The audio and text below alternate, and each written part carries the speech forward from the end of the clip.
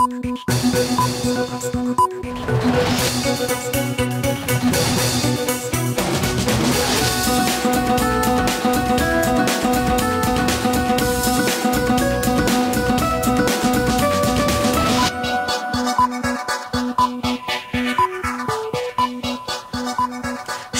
স্বাগত দুপুরের মাছরাঙা সংবাদে। আপনাদের সঙ্গে আছেন আবিলা ফেরদৌস। শুরুতেই গার্ডিয়ান লাইফ ইন্স্যুরেন্স সংবাদ শিরোনাম। চলতি বছরের হজ যাত্রীদের সৌদি যাত্রা 9 মে শুরু। এজেন্সির অনিয়মের বিরুদ্ধে কঠোর ব্যবস্থা নেওয়ার হুঁশিয়ারি ধর্মমন্ত্রী। তীব্র তাপপ্রবাহে হিটস্ট্রোকের ঝুঁকিতে শিশু ও বয়স্করা। বাড়ছে মৃত্যু, আতঙ্কিত না হয়ে সচেতন থাকার পরামর্শ চিকিৎসকদের। রানা প্লাজা ট্র্যাজেডির 11 বছরে ক্ষতিগ্রস্তদের পুনর্বাসন নিশ্চিত করা যায়নি। বিচার শেষ না হওয়ায় হতাশ শ্রমিকরা।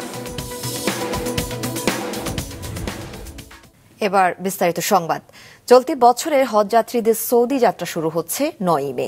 হজ ব্যবস্থাপনায় যেসব বেসরকারি এজেন্সি অনিয়ম করছে তাদের বিরুদ্ধে কঠোর ব্যবস্থা নেওয়ার হুঁশিয়ারি দিয়েছেন ধর্মমন্ত্রী। জানিয়েছেন আগামী বছর থেকে 70% হজ যাত্রী যাবেন সরকারি ব্যবস্থাপনায়। চলতি বছর বাংলাদেশ থেকে হজে যাবেন 83,202 জন। 9 মে থেকে শুরু হচ্ছে হজ ফ্লাইট। ভিসা দেয়া শেষ হচ্ছে 29 এপ্রিল। তবে 4 দিন বাকি থাকলেও বেসরকারি ব্যবস্থাপনায় প্রায় 79,000 জনের বিপরীতে এখন পর্যন্ত মাত্র 1,000 হজযাত্রীর ভিসা করেছে হজ এজেন্সিগুলো। সরকারি ব্যবস্থাপনায় যে 4,000 জন যাবেন তাদের বেশিরভাগের ভিসা হয়ে গেছে, জানিয়েছেন ধর্মমন্ত্রী। আমাদের এজেন্সির অনেকে বলে ভিসা করতে পারি নেই, মুনাজ্জাম যেতে পারতেছে না, বাড়ি ভাড়া করতে পারে, অনেক কথাই বলে। তারা কিন্তু কাজ ঠিকই করতেছে, কিন্তু তারা আমাদেরকে ভয় দেখায়। এই ভয় দেখানোটা আগামী দিন থেকে বাদ যাতে হয়, সেজন্য আমাদের সরকারি হজ আইনের 2021 আমাদের যে হজ আপনার আইন হয়েছে 22-এ আমরা এটা বিধিমালা নীতিমালা করেছি। সেই নীতিমালা আলোকেই তাদের এগেনস্টে সেইভাবে অ্যাকশন নেওয়া হবে। এখন এসে কেন বলছে যে আমি পারছি না? এটা পারতে হবে ইনশাআল্লাহ, এবং সর্বোচ্চ ফ্যাসিলিটি দেওয়ার চেষ্টা আমরা করব যাতে বাংলাদেশের একজন হাজিও ঢাকায় না থেকে যায়। ধর্মমন্ত্রী আরও জানান, অনিয়ম ও হজযাত্রীদের ভোগান্তি কমাতে আগামী বছর থেকে ব্যবস্থাপনায় পরিবর্তন আসছে। অন্যান্য দেশের মতো বাংলাদেশ থেকেও বেশিরভাগ হজযাত্রীকে সরকারি ব্যবস্থাপনায় নেওয়া হবে। এখন এজেন্সিদের আমরা কাজ করতে দিয়েই আমাদের কিন্তু সরকারি হাজিটা নেওয়ার ব্যাপারে অনেকটা অনীহা ছিল, কিন্তু মাননীয় প্রধানমন্ত্রী সারা বিশ্বের অবস্থা বুঝে আমাদেরকে নির্দেশ দিয়েছেন 70% হাজি আমাদের নিতে হবে সরকারিভাবে। সে আলোকেই আমাদের কার্যক্রম আমরা এখন শুরু করব ইনশাআল্লাহ। এর আগে আশকোনা হজ ক্যাম্পে চলতি বছরের হজযাত্রীদের প্রশিক্ষণ কার্যক্রমের উদ্বোধন করেন মন্ত্রী। মাশরুক রাহাত, মাছরাঙা সংবাদ, ঢাকা। 6 দিনের সরকারি সফরে থাইল্যান্ডের রাজধানী ব্যাংককে গেছেন প্রধানমন্ত্রী শেখ হাসিনা। স্থানীয় সময় দুপুর 1টার দিকে তাকে বহনকারী বিমানটি ব্যাংককের ডন মুয়াং আন্তর্জাতিক বিমানবন্দরে পৌঁছে সেখানে তাকে অভ্যর্থনা জানানো হয়। থাই প্রধানমন্ত্রী শ্রেথা থাবিসের আমন্ত্রণে আজ সকাল 10:15টার দিকে প্রধানমন্ত্রী বাংলাদেশ এয়ারলাইন্সের একটি ফ্লাইটে ঢাকা হজরত শাহজালাল আন্তর্জাতিক বিমানবন্দর ত্যাগ করেন। সফরকালে থাইল্যান্ডের প্রধানমন্ত্রী থাবিসের সঙ্গে দ্বিপক্ষীয় আলোচনা সহ জাতিসংঘের এশিয়া ও প্রশান্ত মহাসাগরীয় অঞ্চলের অর্থনৈতিক ও সামাজিক কমিশন UNSCAP এর 80তম অধিবেশনে যোগ দেবেন প্রধানমন্ত্রী শেখ হাসিনা।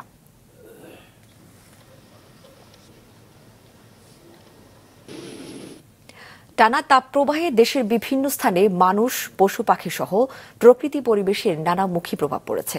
দেশের উষ্ণতম এলাকা যশোর, চুয়াডাঙ্গা, সাতক্ষীরা, ঈশ্বরদী, রাজশাহী ও পাবনায় এটি সবচেয়ে বেশি।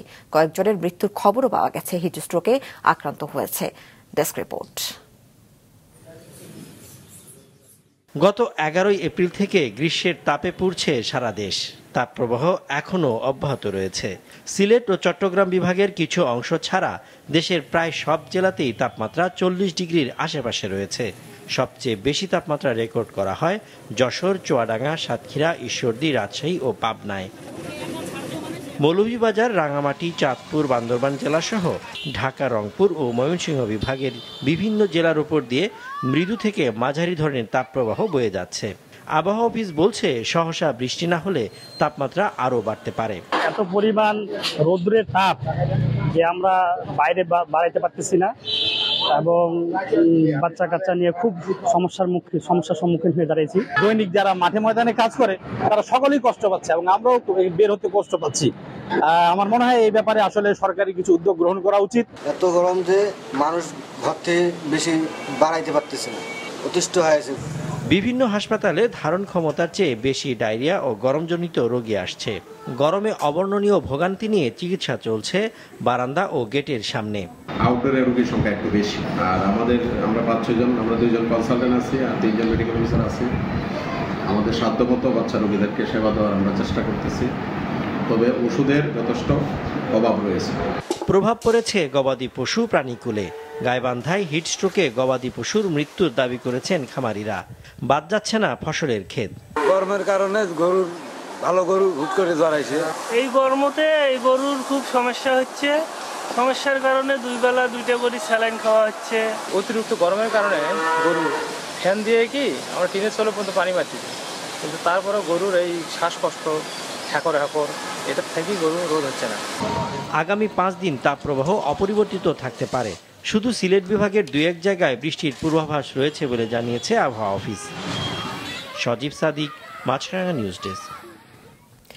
তীব্র তাপপ্রবাহের এই সময়ে প্রতিদিনই হিট স্ট্রোকে মানুষ মারা যাওয়ার তথ্য আসছে সারা দেশ থেকে।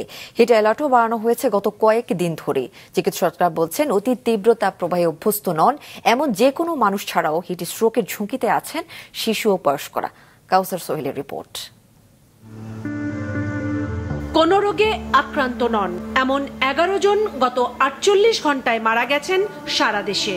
মরদেহের প্রাথমিক পরীক্ষা করে চিকিৎসকরা জানিয়েছেন এই 11 জনেরই মৃত্যুর কারণ হিট স্ট্রোক। প্রশ্ন হচ্ছে, কি এই হিট স্ট্রোক?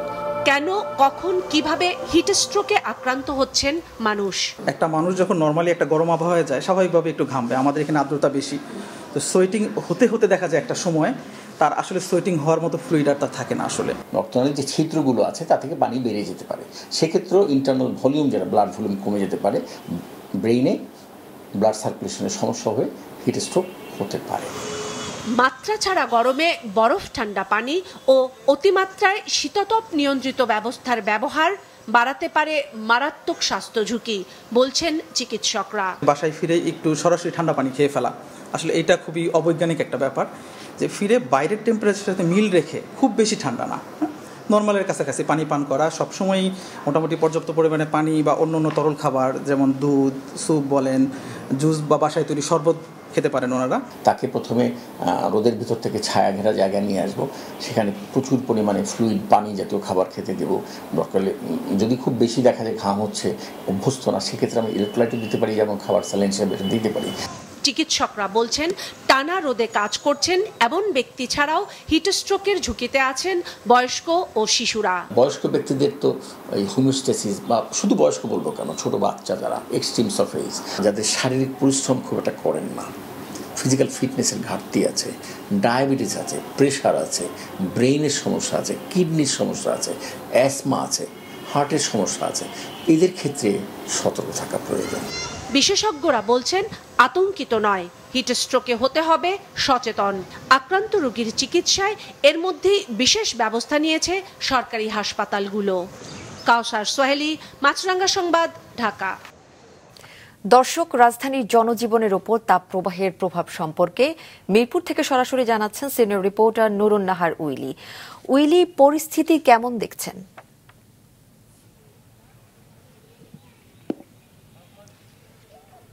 নাবিলা, আসলে আমরা সকাল থেকেই রাজধানী বিভিন্ন জায়গায় গিয়েছিলাম, আবহাওয়া অফিসেও গিয়েছিলাম। সেখান থেকে আসলে আগামী কয়েকদিনের যে তাপমাত্রার জন্য কোনো সুখবর দেয়নি। বলা হয়েছে যে তাপমাত্রা অপরিবর্তিত থাকবে এবং বাতাসের যে আর্দ্রতা, সেই আর্দ্রতা কিন্তু অব্যাহত আছে এবং সে কারণে অস্বস্তি বাড়ছে। গরমের যে ভাবটা সেটা আসলে মানুষের মধ্যে বেশি লাগছে। তারপরে আমরা চিড়িয়াখানায় এসেছি, এসে এইখানে আসলে দেখেছি খাঁচায় বন্দি যেসব পশু আছে এবং যেসব পশুর খাঁচাতে আসলে চৌবাচ্চা বা পানি প্রবাহ আছে সেসব প্রতিটি খাঁচাতেই পশুগুলো পানির মধ্যে বসে আছে, প্রচণ্ড তাপের মধ্যে তারা আসলে কোনো কোনো পশু অব্যাহত পানি ঢেলে যাচ্ছে গায়ে। এবং আরেকটা বিষয় আমরা লক্ষ্য করেছি যে এখানে যে পাখির খাঁচাগুলো আছে, চিড়িয়াখানা কর্তৃপক্ষ সেই পাখির খাঁচার উপরে আলাদা করে শেড দিচ্ছে এবং বিভিন্ন খাঁচার নিচে অন্যান্যভাবে ঠান্ডা রাখার জন্য ভেজা কাপড় এবং ভেজা বস্তা বিছিয়ে দেওয়া হচ্ছে। আর এই জায়গাতে কিন্তু অনেকেই ঘুরতে আসছেন। আজকে দেখেছি যদিও দর্শনার্থীর সংখ্যা স্বাভাবিক যে দিন সে দিনের তুলনায় বেশ কম। আমরা জিজ্ঞেস করেছিলাম বেশ কিছু দর্শনার্থীদের যে তাদের এই গরমে এখানে ঘুরতে কেমন লাগছে। তারা বলছে যে বাইরে আসলে প্রচণ্ড তাপ, সেই তুলনায় চিড়িয়াখানায় অনেক বেশি গাছপালা থাকায় তাদের এখানে আসলে কিছুটা শীতল অনুভব করছেন এবং এই জন্য অনেকেই হয়তো ঘুরতে এসেছেন। নাবিলা। উইলি, আপনাকে ধন্যবাদ। রানা প্লাজা ভবন ধসের 11 বছর আছে। এই 11 বছরে ওই দুর্ঘটনায় ক্ষতিগ্রস্তদের আর্থিক সহযোগিতা করা গেলেও পুনর্বাসন নিশ্চিত করা যায়নি। সেই সঙ্গে বিচারের দেরিতেও হতাশ শ্রমিকরা। সকালে সাভার বাস স্ট্যান্ডের কাছে রানা প্লাজায় হতাহতের স্মরণে স্থাপিত স্মৃতিস্তম্ভে ফুল দিয়ে শ্রদ্ধা জানানো হয়। এ সময় জানানো হয় ওই দুর্ঘটনায় ক্ষতিগ্রস্ত 48% শ্রমিকই এখনও স্বাভাবিক জীবনে ফিরতে পারেননি। কর্মহীন আছেন 42% শ্রমিক। একই সঙ্গে ওই রানা প্লাজার ভবন ধসকে অবহেলাজনিত হত্যাকাণ্ড উল্লেখ করে ওই ঘটনায় দোষীদের দ্রুত বিচারের দাবি জানানো হয়। রানা প্লাজার সেদিনের দুর্ঘটনায় প্রাণ গিয়েছিল 1135 শ্রমিকের। শরীরে জখম নিয়ে বেঁচে ফিরেছিলেন 2500 জন।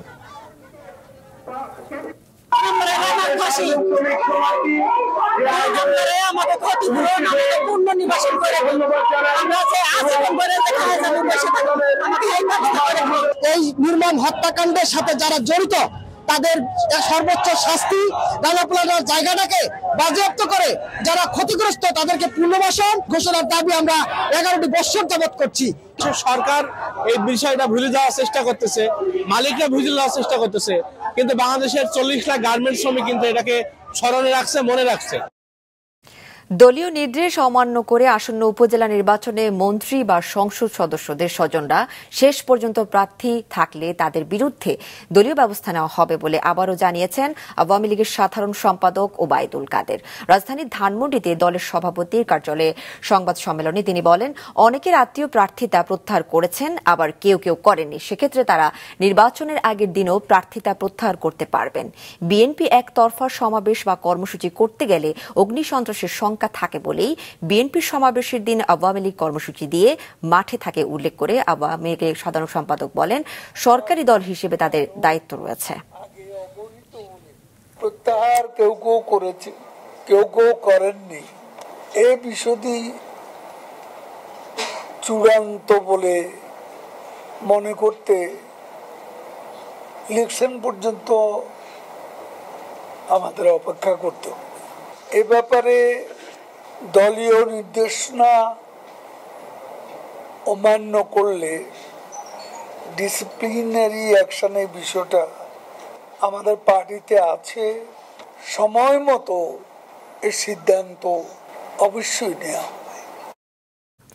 ভোলার ইলিশা ফেরি ঘাটের লঞ্চঘাট এলাকায় তীর সংরক্ষণ সিসি ব্লক বাঁধ ধসে গেছে। ভাঙন আতঙ্কে সেখানকার লোকজন তাদের ব্যবসা প্রতিষ্ঠান অন্যত্র সরিয়ে নিতে শুরু করেছেন। ভোলা প্রতিনিধি হামিদুর রহমান হাসিবের পাঠানো তথ্য ছবি নিয়ে ডেস্ক রিপোর্ট।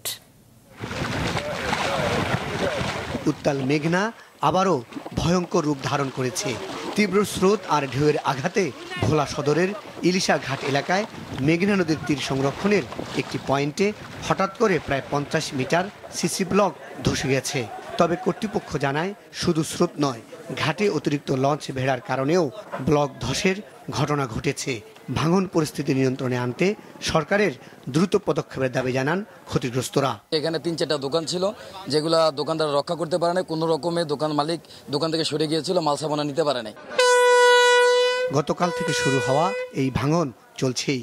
স্থানীয় জনপ্রতিনিধিরা ঘটনাস্থল পরিদর্শন করে দ্রুত মেরামতের আশ্বাস দিলেও এখনো কোনো পদক্ষেপ চোখে পড়েনি। আমরা ইতিমধ্যে যথাযথ কর্তৃপক্ষের সাথে কথা বলেছি, যাতে অতি সত্বর এখানে জিও ব্যাগ এবং ব্লক নির্মাণ করে আমাদের প্রেরণা ফলামত যে বরাদ্দ এনেছেন সেই কাজ শুরু হবে এবং মাঝে যে চরটা রয়েছে এই চরটা অপসারণের মাধ্যমে এখানে স্থায়ীভাবে যাতে আর কোনো ধসের সৃষ্টি না হয় সে ব্যাপারে দ্রুত কাজ করার জন্য আমরা চেষ্টা করবো ইনশাআল্লাহ।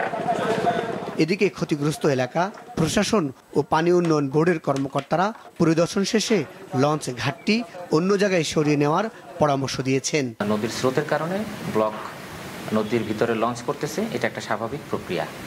তো আমরা পুরো বিষয়টাকে অবজারভেশনে রেখেছি এবং নদীর মরফোলজি এবং ডেপথ সহ অন্যান্য বিষয়গুলো আমরা অবজারভেশনে রেখেছি এবং ঊর্ধ্বতন কর্তৃপক্ষের সাথে সার্বক্ষণিক যোগাযোগ রয়েছে।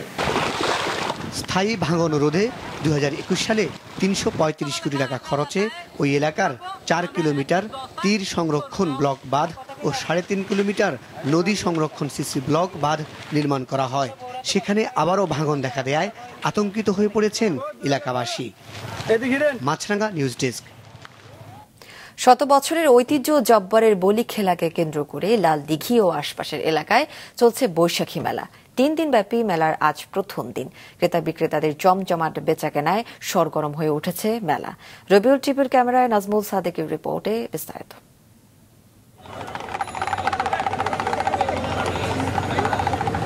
প্রচণ্ড তাপদাহে হাত পাখা যেন আশীর্বাদ, তাই তো এর প্রতি একটু বাড়তি আগ্রহ। এমন বাঁশ, বেত, তালপাতা সহ নানা ধরনের হাত পাখা থেকে ঘরে প্রয়োজনীয় যত পণ্য সবই পাওয়া যায় জব্বারের বলি খেলার বৈশাখী মেলায়। বাঁশের হাত পাখা বুঝছেন, এটা ফ্যামিলির জন্য নিয়ে যাচ্ছি, ফ্যামিলি থেকে অর্ডার করা হয়েছে। অনেকে অপেক্ষা করে, আমি না শুধু, অনেকে করে, আমিও করি, তবে কিন্তু ভালো লাগতেছে। গ্রোসারির যা দরকার ঝাড়ু থেকে শুরু করে প্রত্যেকটা জিনিস এখানে পাওয়া যায়। দৃষ্টিনন্দন মৃৎশিল্প, কুটির শিল্প ও গ্রামীণ সব পণ্য সামগ্রী দেখেই ভিড় করছেন ক্রেতারাও। অনেক মাটির জিনিস দেখে মানে আকর্ষণীয়, সবকিছু নিতে ইচ্ছা করতেছে। বিশেষ করে মাটির জিনিসগুলো খুব আনকমন হয় আর কি এখানে। মেলায় কাপড়, প্রসাধনী সামগ্রী, বাঁশ ও বেতের ঝুড়ি কিংবা ঝাড়ু সহ হরেক রকম লোকজ পণ্যের পসরা নিয়ে এসেছেন দেশের বিভিন্ন প্রান্তের ব্যবসায়ীরা। তাদের হাঁক ডাকে জমজমাট এই বৈশাখী মেলা, বিক্রিও ভালো। তো আমরা এখানে প্রতি বছরই আসি মেলা উপলক্ষে 3 দিনের জন্য। তো আমাদের আশা আছে যে ভালো একটা বেচা কিনা করে আমরা এখান থেকে সবকিছু বেচে চলে যাব। বেতের ভাঙ্কা, তারপরে বাঁশের ভাঙ্কা সবকিছু আছে, মুড়া আছে, কাঠা আছে। নগরীর লালদিঘি ময়দানের আশেপাশের প্রায় 2 কিলোমিটার এলাকা জুড়ে চলছে এই মেলা। এই জনপদের মানুষ জব্বারের বলি খেলার মেলা থেকেই 1 বছরের টুকিটাকি ব্যবহার্য ও ঘর সাজানোর শৌখিন পণ্য কেনেন। নিলাম বাচ্চাদের জন্য, আর একটা আয়না নিয়ে যাচ্ছি, আর কিছু মাটির জিনিস নিব। প্রতিবারে আসি, ছোটবেলা আব্বুর সাথে আসতাম, এখন বড় হয়ে গিয়ে নিজের বাচ্চাকে নিয়ে আসতেছি, স্বাভাবিক ভালোই লাগে। কিছু টুকটাক হোম ডেকোরের জিনিস নিছি, কুলা আর বেতের কিছু হোম ডেকোরের জিনিস নিছি। অনেক রকমের আছে, আমরা এগুলোর নাম জানি না, চোখের সামনে যেটা দেখতেছে এটা ভালো লাগতেছে ওগুলো আমরা নিচ্ছি। ঐতিহ্যবাহী জব্বারের বলি খেলাকে ঘিরে প্রতি বছর 11ই বৈশাখ থেকে 13ই বৈশাখ পর্যন্ত চলে এই মেলা। নাজমুল সাদেকি, মাছরাঙ্গা সংবাদ, চট্টগ্রাম।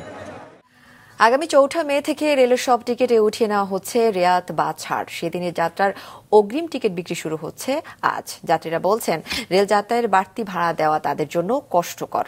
বাসের সাথে পাল্লা দিয়ে যাত্রী টানতে 1992 সালে সেকশনাল রেয়াত বা দূরত্ব ভিত্তিক রেয়াত চালু করে রেল কর্তৃপক্ষ। 2012 সালে তুলে নেয়া সেকশনাল রেয়াত এবার দূরত্ব ভিত্তিক রেয়াতও প্রত্যাহার করে নিল রেলওয়ে। ফলে 100 কিলোমিটারের বেশি দূরত্বে ভ্রমণকারীদের বাড়তি অর্থ গুনতে হবে, যা আগামী 4 মে থেকে বাদ দিয়ে দিচ্ছে রেল মন্ত্রণালয়। কমলাপুর স্টেশন ম্যানেজার জানান, অনলাইন এবং অফলাইনে যে পদ্ধতি টিকিট কাটা হোক, পরবর্তীতে হারে তা কাটতে হবে যাত্রীদের।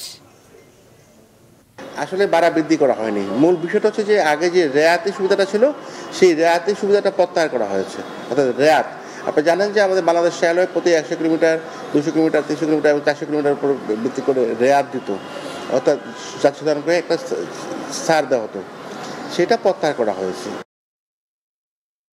শেষ করার আগে গার্ডিয়ান লাইফ ইন্স্যুরেন্স সংবাদ শিরোনামগুলো আরও একবার। চলতি বছরের হজ যাত্রীদের সৌদি যাত্রা 9 মে শুরু। এজেন্সির অনিয়মের বিরুদ্ধে কঠোর ব্যবস্থা নেওয়ার হুঁশিয়ারি ধর্মমন্ত্রী। তীব্র তাপপ্রবাহে হিটস্ট্রোকের ঝুঁকিতে শিশু ও বয়স্করা, বাড়ছে মৃত্যু। আতঙ্কিত না হয়ে সচেতন থাকার পরামর্শ চিকিৎসকদের। রানা প্লাজা ট্র্যাজেডির 11 বছরেও ক্ষতিগ্রস্তদের পুনর্বাসন নিশ্চিত করা যায়নি। বিচার শেষ না হওয়ায় হতাশ শ্রমিকরা। এই ছিল এখনকার মতো। ফেসবুকে আপডেট পেতে ভিজিট করুন মাছরাঙা টেলিভিশনের পেজে। ইউটিউব চ্যানেলেও দেখতে পারেন আমাদের সংবাদ প্রতিবেদন ও অনুষ্ঠান। আমাদের পরবর্তী সংবাদ বিকেল 5টায় দেখার আমন্ত্রণ রইল।